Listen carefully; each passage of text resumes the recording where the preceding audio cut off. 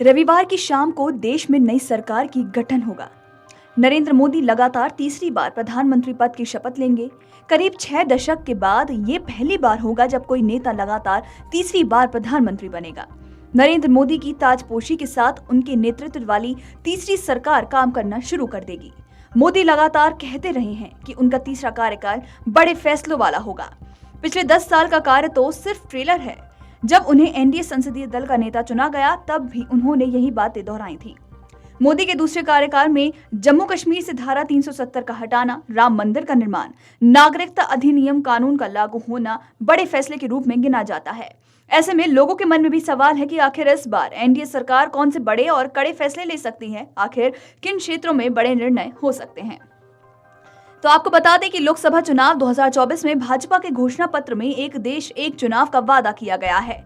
नरेंद्र मोदी समेत भाजपा के तमाम बड़े नेता इसे लागू करने की वकालत कर रहे हैं। दरअसल नरेंद्र मोदी ने 2019 के स्वतंत्रता दिवस पर एक देश एक चुनाव का जिक्र किया था। तभी से अब तक कई बड़े मौकों पर भाजपा की ओर से एक देश एक चुनाव की बात की जा रही है। दरअसल एक देश एक चुनाव की बहस 2018 में विधि आयोग के एक मसौदा रिपोर्ट के बाद शुरू हुई थी।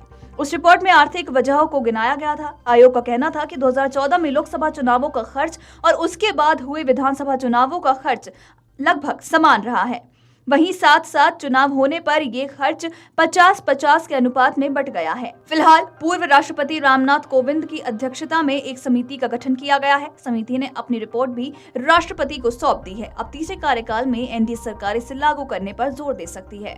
एनडीए सरकार में प्रमुख दल बन चुकी जेडीयू ने भी इस पर अपना समर्थन जताया है। देश भर में सबके लिए एक समान कानून करना भाजपा के एजेंडे में रहा है। पार्टी में 2024 के घोषणा पत्र में इस विषय को रखा गया है। भारतीय जनता पार्टी ने 2022 में हुए उत्तराखंड विधानसभा चुनाव में इस मुद्दे को बनाया था और चुनाव जीतने के बाद इसे लागू भी कर दिया था।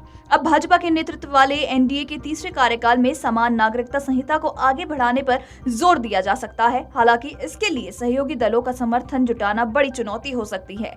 यूसीसी के मामले में जेडीयू ने भी कहा है कि इसमें सबकी राय जरूरी है।